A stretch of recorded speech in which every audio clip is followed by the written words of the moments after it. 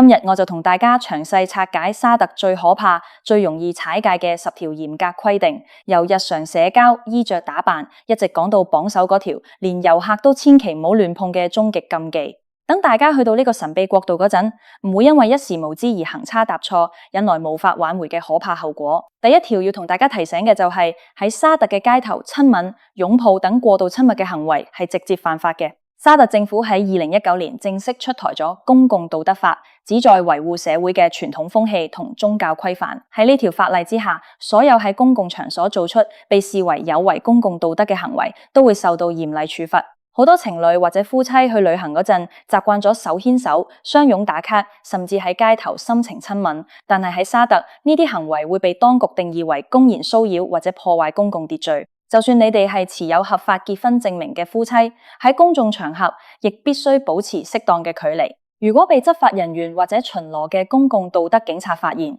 輕則會收到數以百計甚至數以千計沙特里亞爾嘅罰款通知書，重則可能要被帶返警局接受調查。對於沙特人嚟講，情感表達係屬於私密空間嘅事，喺公共場所展現親密，只會被視為對他人同宗教規範嘅不尊重，所以去到當地一定要克制自己嘅肢體語言。第二條規定係關於穿着打扮嘅嚴格限制。呢點對於去當地旅遊或者工作嘅外國人嚟講極之重要。過往好多人以為去沙特，女性一定要由頭到腳穿着黑色嘅傳統長袍、阿巴亞，仲要戴住面紗。雖然沙特皇室喺2018年同2019年左右放寬咗部分針對外國女性嘅衣着限制，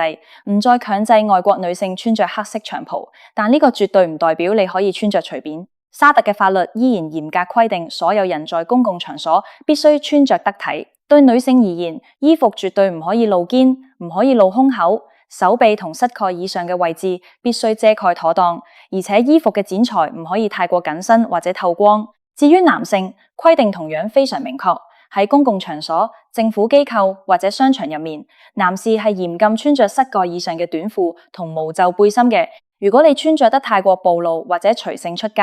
唔單止會吸引全家人嘅異樣眼光，仲好可能會被執法人員阻截，要求你實時更換合適嘅衣服，否則就會被處以罰款，甚至禁止進入公共場所。第3條規定，亦都係沙特最具代表性嘅硬性鐵律之一，就係全面禁酒同禁止攜帶酒精製品。沙特係一個嚴格遵從伊斯蘭教法嘅國家，喺伊斯蘭教義入面，酒精被視為萬惡之源。因此，沙特係世界上少數實行絕對禁酒令嘅國家之一。喺沙特境內，你看唔到任何酒吧、夜店、超市入面，亦絕對買唔到任何含有酒精成分嘅飲品，連酒精濃度極低嘅啤酒都係嚴格禁止嘅。如果你試圖喺行李箱入面偷偷藏住一小瓶烈酒，或者喺飛機上飲咗酒之後帶住酒意入境，只要喺海關被掃描到或者查出，後果會非常嚴重。私自攜帶、飲用、藏有甚至製造或者販賣酒精，喺沙特都屬於嚴重刑事罪行，會面臨長時間嘅監禁、巨額罰款。過往更有被判處鞭刑嘅案例。好多外國人以為喺自己租住嘅酒店房間入面偷偷飲酒，無人知。但係只要被舉報或者被酒店員工發現，警方係會直接登門逮捕嘅。喺酒精呢個問題上，沙特當局係完全零容忍嘅。第4條規定係關於拍照同攝影嘅極度嚴格限制，呢點係好多中意影相打卡嘅遊客最容易踩界嘅地方。喺沙特，相機或者手機嘅鏡頭唔係可以隨便對住人或者建築物亂影嘅。首先，未經他人明確同意，絕對唔可以隨意拍攝沙特當地人，特別係沙特嘅女性。喺沙特嘅傳統文化同網絡犯罪法入面，未經許可拍下他人嘅照片，特別係女性嘅照片，會被視為極其嚴重的侵犯隱私同性騷擾行為。如果對方或者佢嘅家人向警察舉報，你可能會實時被沒收器材同被帶返警局。其次，沙特對敏感建築物嘅拍攝限制非常嚴格，所有嘅政府大樓、軍事設施、皇宮、警察局，甚至係某些大橋、機場同油田設施都係嚴禁拍照嘅。如果你喺呢啲地方附近拎住相機或者手機四處取景，好快就會有身穿制服嘅安全人員過嚟查問，懷疑你進行間諜或者搜集情報嘅活動，輕則要你即場刪除所有照片，重則會將你扣留調查。第5條規定涉及網絡言論同言論自由。喺沙特，網絡空間並非法外之地，反而係監控得極之嚴密嘅領域。喺香港或者其他西方國家，大家可能習慣咗喺社交平台上隨意發表個人意見、點評政府政策或者開下政治玩笑。但係沙特擁有全世界最嚴苛嘅反網絡犯罪法。根據該法例，任何喺社交媒體上面發表被認為係損害國家安全、公共秩序、宗教價值觀或者侮辱國王、王儲同皇室成員嘅言論，都屬於重罪。就算你只係一個短期入境嘅遊客，喺網上發咗一篇批評沙特政府或者伊斯蘭教制度嘅貼文，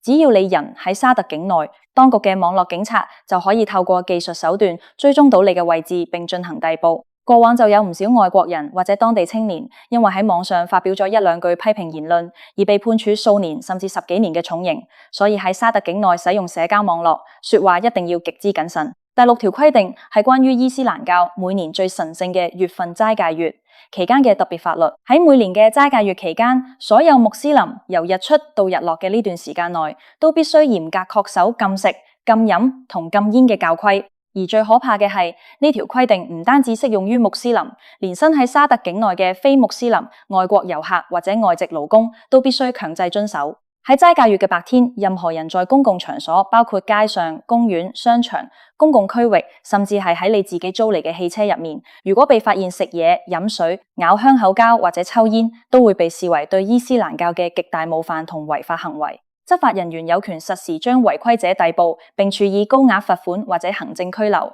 外國人仲有可能面臨實時被驅逐出境嘅處分。如果你喺齋戒月期間去沙特，就算天氣再熱，口渴到不得了，都只能夠喺完全無人睇到嘅私人封閉空間入面偷偷地飲水或者食嘢。喺公眾視野入面，必須時刻保持禁食狀態。第7條規定係關於公共場所嘅聲音管控同娛樂限制。雖然近年沙特放寬咗部分娛樂事業，開始興建電影院同舉辦大型流行音樂會，但係喺日常嘅公共生活中，對於噪音同社交秩序嘅管控依然極之嚴格。特別係每日5次嘅穆斯林禮拜時間，全沙特嘅街頭都會響起莊嚴嘅宣禮聲。喺禮拜期間，傳統上所有商店、餐廳都必須暫停營業或者關門。公共場所亦唔可以播放任何音樂。如果你喺沙特嘅街頭開大喇叭聽歌，喺公共場所大聲喧嘩，或者做出招搖過市嘅舞蹈同放肆行為，會被視為破壞社會秩序同不尊重宗教禮儀。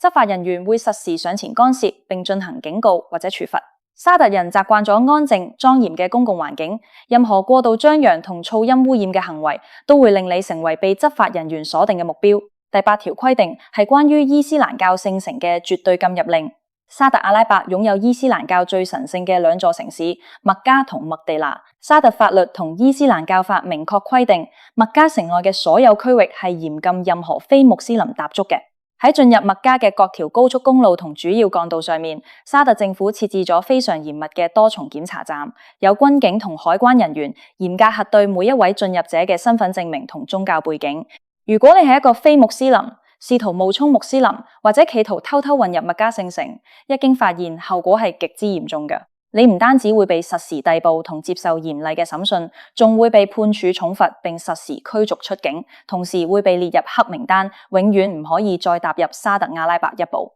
而喺麥地那，雖然近年部分外圍區域對非穆斯林有所開放，但核心嘅先知寺等聖地區域依然只供穆斯林進入。外國遊客喺前往呢些地區嗰陣，一定要清清楚楚睇明白指示牌，千祈唔好誤闖禁區。第9條規定係關於男女社交距離同私人空間嘅嚴格隔離。喺沙特嘅傳統法律入面，有一個非常特別嘅概念，叫做赫爾雅，意思係指未婚或者無直系血緣關係嘅男女喺私人空間單獨相處。喺過往，如果一對男女唔係夫妻又唔係親戚，單獨喺一間房、一輛車或者密閉空間入面相處，係屬於違法犯罪行為。宗教警察係有權直接破門而入，將兩人逮捕嘅。雖然近年沙特政府進行咗一系列改革，取消咗餐廳同公共場所強制劃分單身男士區同家庭區嘅硬性法律，亦允許未婚嘅外國男女入住同一間酒店房間。但係喺傳統社會風氣同法律邊界上面，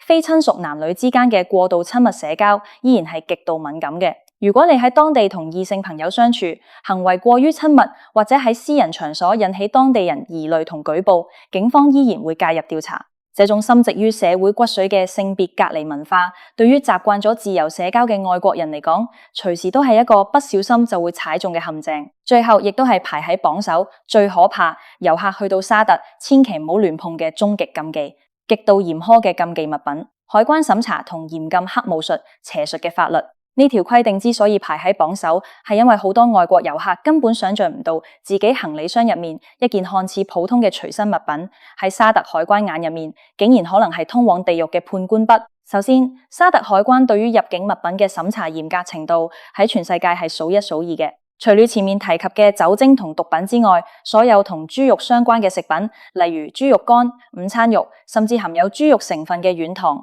含有大麻二酚成分嘅護膚品或者電子煙油，以及任何非伊斯蘭教嘅宣傳品同宗教物品，都係極度敏感嘅。如果你帶咗一本自用嘅基督教聖經，海關可能尚且放行；但如果你帶咗多本聖經或者其他宗教書籍，被懷疑係企圖喺沙特境內進行非伊斯蘭教嘅傳教活動，喺沙特係極其嚴重的重罪，會面臨長時間嘅監禁同嚴厲判刑。但係比呢啲更可怕嘅係，沙特法律對黑巫術、邪術同占卜嘅零容忍態度。沙特係世界上少數將行使巫術正式列入刑事法律並可判處死刑嘅國家。喺沙特嘅海關同宗教警察部門入面，有專門接受過嚴格訓練嘅專家，負責檢查旅客行李入面係咪含有被認為係巫術工具嘅物品。咁到底什麼物品會被沙特當局認定係巫術工具呢？答案可能會令你大吃一驚，例如寫有奇怪符號或者密碼嘅紙條，畫有神秘圖案嘅符咒，占卜用嘅塔羅牌、水晶球，